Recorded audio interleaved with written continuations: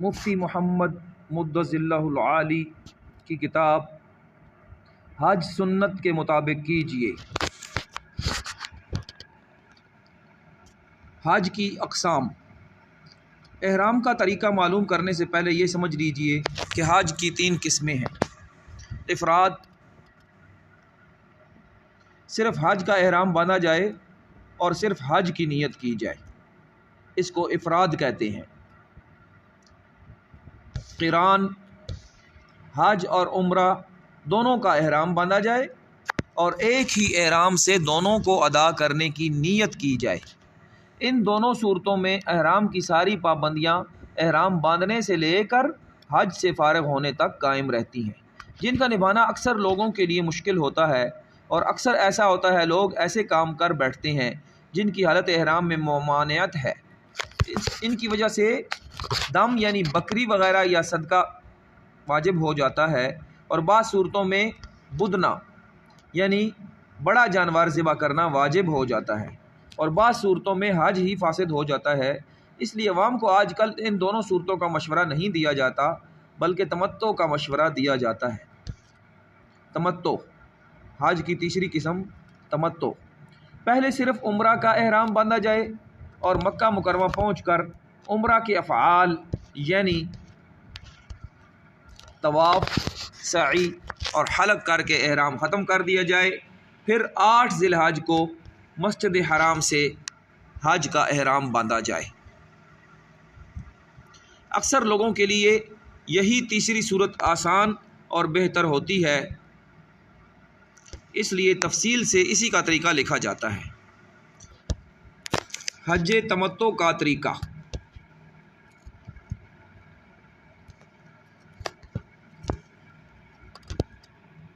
احرام پاکستانیوں اور ہندوستانیوں کے لیے میقات یعنی وہ مقام جہاں سے احرام باندھے بغیر گزرنا جائز نہیں، یلملم ہے۔ اس مقام کا نام یلملم ہے۔ جہاز میں بہت پہلے ہی اس کا چرچا شروع ہو جاتا ہے، اور کپتان کی طرف سے بھی اعلان کر دیا جاتا ہے کہ فلاں وقت جہاز یلملم کے اوپر سے گزرے گا، اس لیے احرام جہاز میں بھی باندھا جا سکتا ہے، مگر بہتر صورت یہ ہے ہوائی جہاز سے جانے سے والے احرام کی چادریں تو گھر سے ہی باندھ لے اور نیت و تلبیہ اس وقت پڑھیں جب جہاز فضا میں بلند ہو جائے۔ البتہ جو حضرات حج سے پہلے جدہ سے سیدھا مدینہ منورہ جانے کا ارادہ رکھتے ہوں وہ یہاں سے احرام نہ باندھیں، ان کو مدینہ طیبہ سے روانگی کے وقت احرام باندھنا چاہیے۔ احرام کا طریقہ۔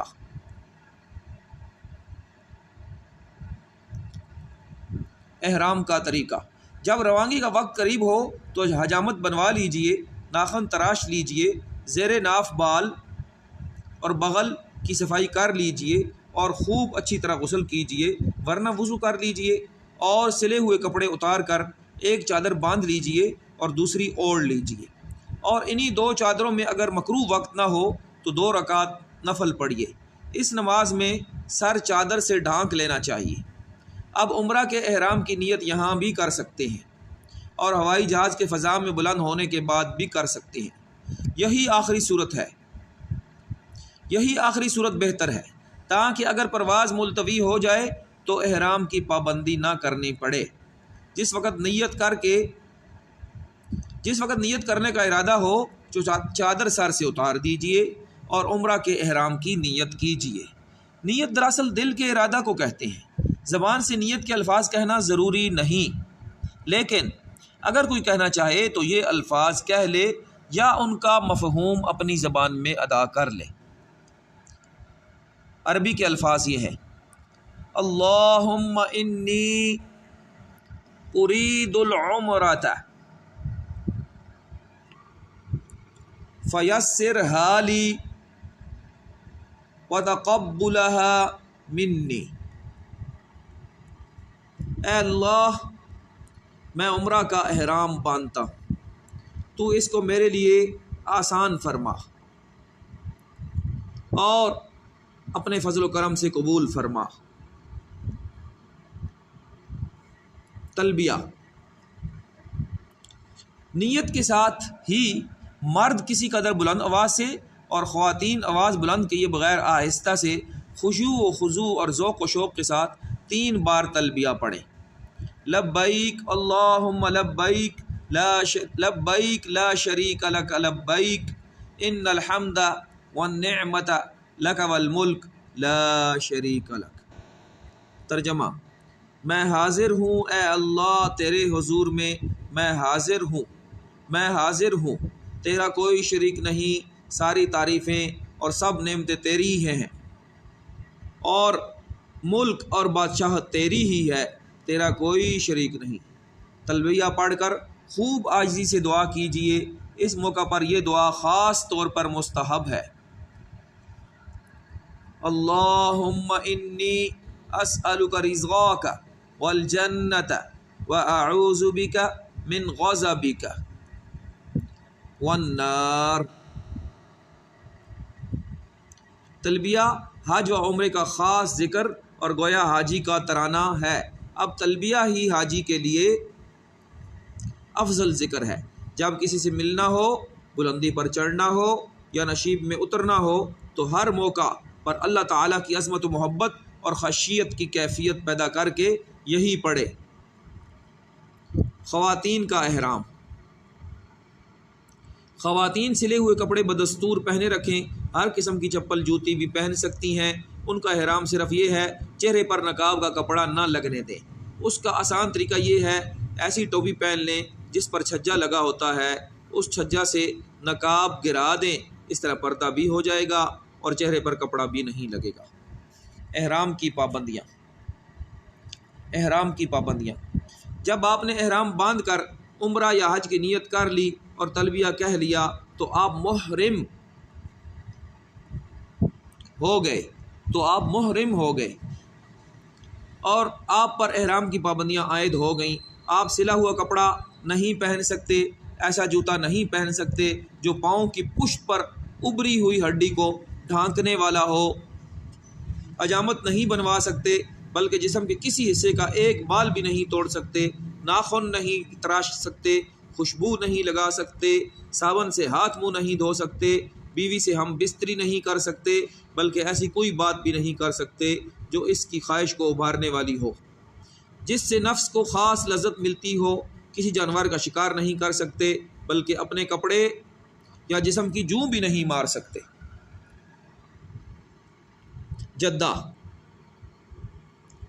جدہ ایئرپورٹ پر کاغذی کارروائی میں تقریباً 6 سے 12 گھنٹے لگ جاتے ہیں۔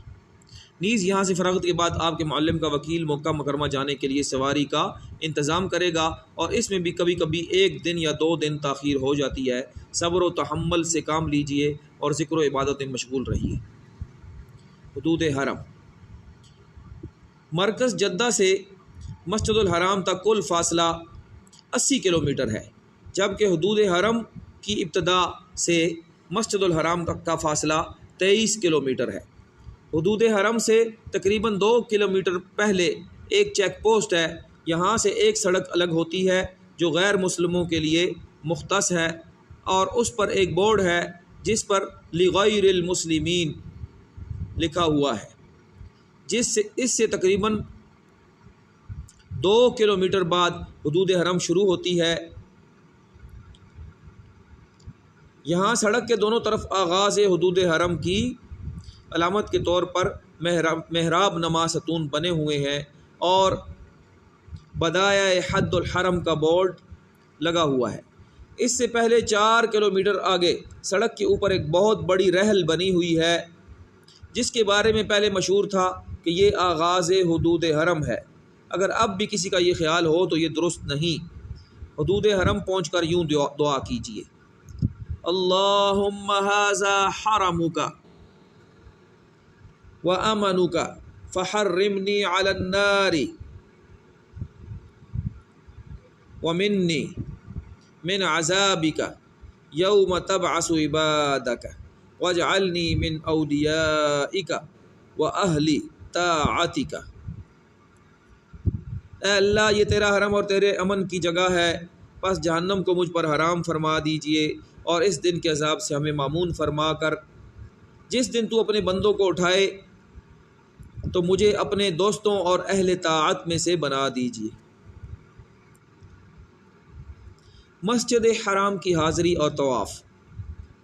گاڑی آپ کو معلم کے مکان پر پہنچا دے گی جو آپ کی رہائش کے لیے معین کیا گیا ہوگا۔ بہتر ہے کہ آپ سامان اپنے رہائشی مکان میں محفوظ کر کے اور وضو نہ ہو تو وضو کر کے اسی وقت مسجد حرام جائیں۔ داخلہ کے وقت یہ دعا پڑھیں، بسم اللہ والصلاة والسلام علی رسول اللہ۔ پھر دل سے پورے ادب کے ساتھ دایاں پاؤں اندر رکھیے اور یہ دعا کیجیے، رب اغفر لی ذنوبی وافتح لی ابواب رحمتک۔ اعتکاف کی نیت کر لیجئے اور دوسروں کو عذاب پہنچانے سے اجتناب کرتے ہوئے آگے بڑھیے۔ بیت اللہ پر پہلی نظر۔ جب بیت اللہ پر پہلی نظر پڑے تو راستے سے ایک طرف کھڑے ہو کر 3 مرتبہ اللہ اکبر لا الہ الا اللہ کہیے اور ہاتھ اٹھا کر خوب دعا مانگیے۔ یہ قبولیت دعا کا وقت ہے، یہ قبولیت دعا کا خاص وقت ہے۔ طواف کی تیاری۔ مسجد حرام میں داخل ہو کر پہلے تحیۃ المسجد نہیں پڑھنی چاہیے بلکہ طواف کرنا چاہیے۔ مسجد حرام کا تحیہ طواف ہی ہے، لہذا دعا سے فارغ ہو کر آپ طواف کی تیاری کر لیجئے۔ وضو نہ ہو تو کر لیجئے اور چادر کو دائیں بغل سے نکال کر بائیں کندھے پر ڈالیے، دایاں کندھا کھلا رہنے دیجئے۔ یاد رہے کہ طواف باوضو ضروری ہے۔ عمرہ کا یہ طواف بے وضو کرنے سے دم لازم ہوگا، خواہ ایک ہی چکر بے وضو کیا ہو۔ البتہ وضو کر کے طواف دوبارہ کر لیا تو دم ساقط ہو جائے گا، وضو کے بغیر طواف صحیح نہ ہوگا۔ واضح رہے اجتباع یعنی دایاں کندھا کھلا رکھنے کا حکم صرف مردوں کے لیے ہے۔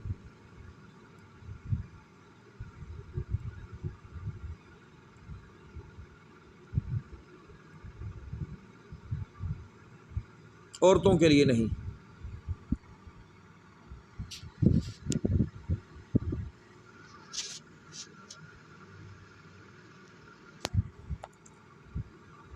تلبیہ ختم۔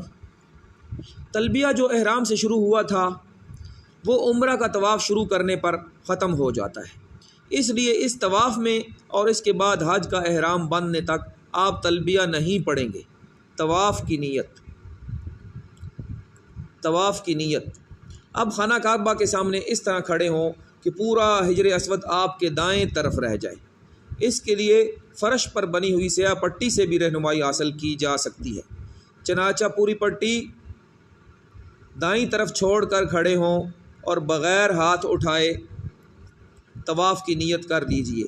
نیت دل کے ارادے کا نام ہے، تاہم زبان سے یہ الفاظ کہہ لیں تو کوئی حرج نہیں۔ اے اللہ، میں آپ کی رضا کے لیے عمرہ کے طواف کا ارادہ کرتا ہوں، آپ میرے لیے اسے آسان فرمائیں اور قبول فرمائیں۔ اپنا رخ بیت اللہ کی جانب رکھتے ہوئے دائیں جانب کھسک کر حجر اسود کے بالکل بالمقابل سامنے آ جائیں اور کانوں تک ہاتھ اٹھا کر یہ پڑھیں، بسم اللہ اللہ اکبر لا الہ الا اللہ وللہ الحمد۔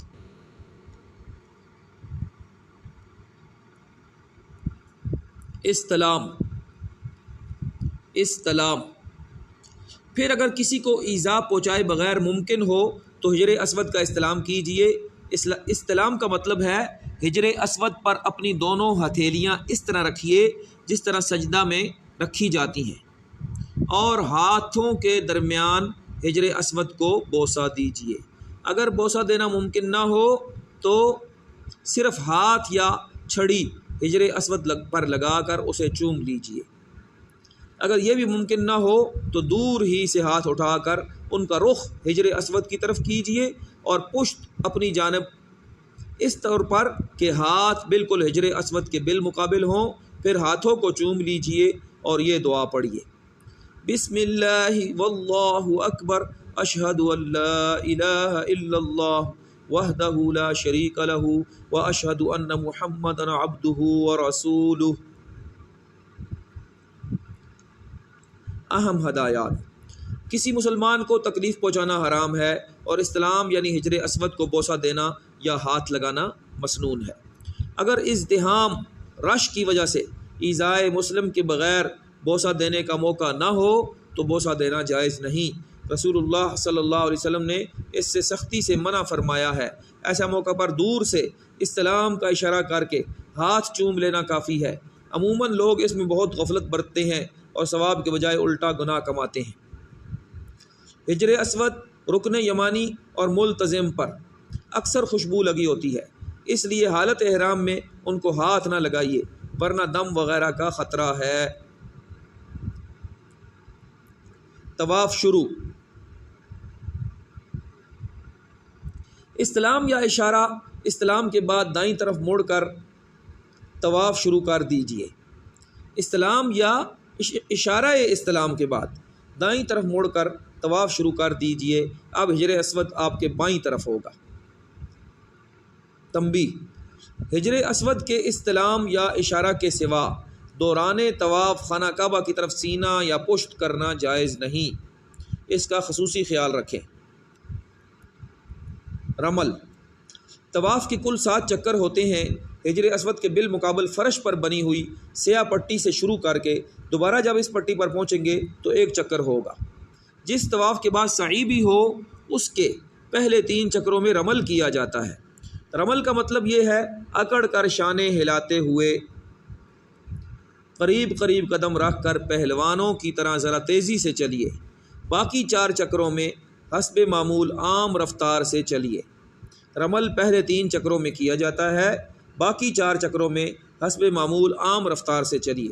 اس طواف کے بعد بھی چونکہ سعی ہے، اس لیے عمرہ کے اس طواف کے پہلے 3 چکروں میں بھی رمل کیجیے۔ یہ حکم مردوں کے لیے ہے، عورتیں رمل نہ کریں، عام رفتار سے چلیں۔ رکن یمانی: طواف کرتے ہوئے جب رکن یمانی بیت اللہ کا وہ کونا جو حجر اسود کے بالمقابل الٹے ہاتھ کو ہے اور طواف میں حجر اسود سے پہلے آخری نمبر پر یہی کونا آتا ہے، رکن یمانی پر پہنچیں تو اگر دوسروں کو ایذا پہنچائے بغیر ممکن ہو تو اس پر دونوں ہاتھ یا دایاں ہاتھ لگائیں اور آگے بڑھ جائیں۔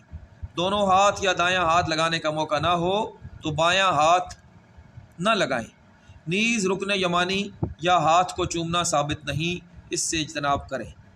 استلام یا اشارہ: ہر چکر کے اختتام پر جب آپ حجر اسود پر پہنچیں تو اپنے آپ کو اور دوسروں کو ایذا میں مبتلا کیے بغیر اگر ممکن ہو تو استلام کیجیے، یعنی حجر اسود کو بوسہ دیجیے۔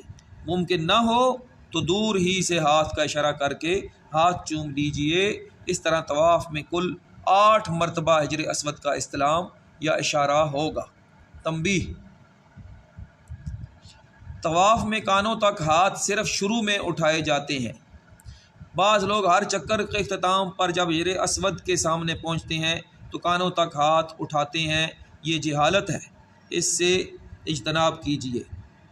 طواف کے دوران کوئی مخصوص دعا قطعاً ضروری نہیں، جو دعا یاد ہو اور جس میں دل لگے مانگتے رہیں یا کوئی بھی ذکر کرتے رہیں۔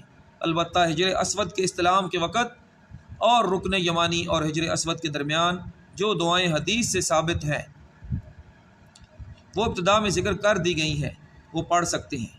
اگر کوئی بالکل خاموش رہے تو بھی کوئی حرج نہیں۔ معلمین جو اجتماعی طور پر دعا پڑھواتے ہیں اور حاجی لوگ غلط سلط پڑھتے رہتے ہیں یا دعاؤں کی کتابچے ہاتھ میں لیے جیسے تیسے پڑھتے رہتے ہیں، یہ طریقہ غلط اور واجب الترک ہے۔ طواف ختم لیجئے، آپ نے 7 چکر پورے کر کے طواف مکمل کر دیا۔ اب اصطباع دایاں کندھا کھلا رکھنا ختم کر دیجئے اور دونوں کندھے ڈھک لیجئے۔ مقام ابراہیم پر 2 گانا۔ اب مقام ابراہیم یعنی وہ پتھر جس پر کھڑے ہو کر حضرت ابراہیم علیہ السلام نے بیت اللہ کی تعمیر کی تھی، مقام ابراہیم کے پیچھے قریب ترین جگہ جہاں اطمینان سے نماز پڑھنا ممکن ہو 2 رکعت واجب طواف ادا کیجیے اور دعا کیجیے۔ اگر رش کی وجہ سے قریب جگہ نہ ملے تو مسجد حرام میں کسی بھی جگہ پڑھ سکتے ہیں۔ بہرحال اسی مقام پر نماز پڑھنے پر اصرار کرنا اور اپنی نماز اور دوسروں کا طواف خراب کرنا بہت بری بات ہے، اس سے اجتناب کیجیے۔ نیز یہ خیال رکھیے کہ مکروہ وقت نہ ہو۔ ملتزم پر جانا، طواف سے فارغ ہو کر 2 رکعت پڑھنے کے بعد یا اس سے پہلے اگر بسہولت ممکن ہو تو ملتزم یعنی بیت اللہ کی دیوار کا وہ حصہ جو حجر اسود اور بیت اللہ کے دروازے کے درمیان ہے پر آ جائیے، خوب گڑ گڑا کر دعا مانگیے، یہ قبولیت دعا کا خاص مقام ہے۔ زمزم پینا، ملتزم پر دعا کرنے کے بعد زمزم پر آئیے اور بیٹھنے کا ہجوم کی وجہ سے موقع نہ ہو تو کھڑے ہو کر بسم اللہ پڑھ کر 3 سانس میں خوب جی بھر کر زمزم پیجیے۔ پینے سے پہلے یہ دعا مانگیے، اللہم انی اسألک علما نافعا ورزقا واسعا وشفاء من کل داء۔ ترجمہ، اے اللہ میں آپ سے نفع دینے والا علم، کشادہ روزی اور ہر بیماری سے شفا مانگتا ہوں۔ سعی، طواف عمرہ کا پہلا عمل تھا جو آپ کر چکے ہیں۔ اب دوسرا عمل صفا و مروہ کے درمیان 7 چکر لگانے کا ہے جسے سعی کہتے ہیں۔ اب آپ کو وضو کی ضرورت ہو تو وضو کر لیجئے، سعی با وضو سنت ہے۔ پھر حجر اسود کے سامنے آئیے، مذکورہ بالا طریقہ پر استلام یا اشارہ استلام کیجئے، یہ نواں استلام ہوا۔ اس کے بعد مسجد حرام کے دروازے باب الصفا سے باہر نکلیے، یہ مستحب ہے، کسی اور دروازے سے بھی نکل سکتے ہیں۔ نکلتے وقت بایاں قدم باہر رکھیے اور دعا کیجئے، اللہم اغفر لی ذنوبی وافتح لی ابواب فضلک، اور صفا کی طرف روانہ ہو جائیے۔ صفا سے سعی کی ابتدا،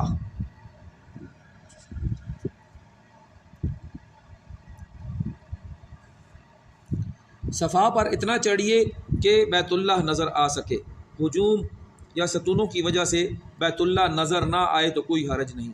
اب قبلہ رخ کھڑے ہو کر سعی کی نیت کیجیے، یا اللہ میں آپ کی رضا کے لیے صفا و مروہ کے درمیان سعی کا ارادہ کرتا ہوں، اس کے میرے لیے آسان فرما دیجیے اور قبول فرمائیے۔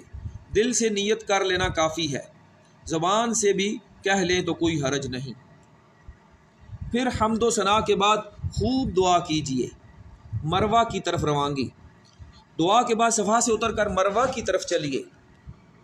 جب سب ستونوں کے قریب پہنچے تو مرد حضرات اعتدال کے ساتھ دوسری طرف کے سب ستونوں تک ہلکا ہلکا دوڑیں، خواتین نہ دوڑیں۔ مرد مائلین اخضرین سب ستونوں کے درمیان دوڑتے اور خواتین چلتے ہوئے یہ دعا مانگے، اللہم اغفر وارحم وانت الاعز الاکرم، اللہم اغفر وارحم وانت الاعز الاکرم۔ یہ دعا یاد نہ ہو تو کوئی بھی دعا مانگتے رہیں، بالکل خاموش رہیں تو بھی جائز ہے۔ مروہ پہنچ کر قبلہ رخ ہو کر پھر دعا کیجیے، یہ 1 چکر مکمل ہو گیا۔ پھر مروہ سے صفا کی طرف چلیے اور میلین اخضرین یعنی سب ستونوں کے درمیان مرد ہلکی دوڑ لگائیں لیکن خواتین معمول کے مطابق چلیں۔ صفا پر پہنچیں گے تو دوسرا چکر مکمل ہو جائے گا، سعی کا اختتام۔ اسی طرح تیسرا چکر مروہ پر، چوتھا چکر صفا پر، پانچواں چکر مروہ پر، چھٹا چکر صفا پر اور ساتواں چکر مروہ پر ختم ہوگا۔ ہر چکر میں سب ستونوں کے درمیان مرد ہلکا دوڑیں گے اور خواتین معمول کے مطابق چلیں گی۔ اسی طرح جب بھی صفا یا مروہ پہنچیں تو قبلہ رخ کھڑے ہو کر خوب دعا مانگتے رہیں۔ 2 گانا شکر یعنی 2 نفل شکرانہ۔ اگر مکروہ وقت نہ ہو تو صحیح سے فارغ ہو کر مطاف میں ایسی جگہ جہاں آپ کی نماز یا دوسروں کے طواف میں خلل نہ ہو، مسجد حرام میں یا مسجد حرام میں جس جگہ سہولت ہو شکرانہ کے 2 نفل ادا کیجئے، یہ نفل مستحب ہے۔ حلق یا قصر، عمرہ کا تیسرا عمل حلق یا قصر ہے۔ سعی کے بعد مردوں کے لیے بہتر ہے سارے سر کے بال منڈائیں، خواتین سارے سر کے بال انگلی کے پورے کے لمبائی سے کچھ زیادہ کتروائیں۔ مردوں کے لیے حلق یعنی بال منڈانا افضل ہے، مگر گنجائش اس کی بھی ہے کہ قصر کریں، یعنی پورے سر کے بال انگلی کے پورے کی لمبائی سے کچھ زیادہ کتروائیں، مگر جو لوگ کینچی لیے وہاں قریب کھڑے رہتے ہیں ان سے چند بال کتروانا حنفی محرم کے لیے ہرگز کافی نہیں، اس سے اجتناب کرے ورنہ دم واجب ہو جائے گا۔ عمرہ مکمل، حلق یا قصر کے بعد عمرہ مکمل ہو گیا، احرام کی پابندیاں ختم ہو گئیں، اب غسل کریں، کپڑے پہنیں، خوشبو لگائیں اور گھر کی طرح رہیں۔ دل و جان سے اللہ تعالیٰ کا شکر ادا کریں کہ اس نے عمرہ کی سعادت بخشی۔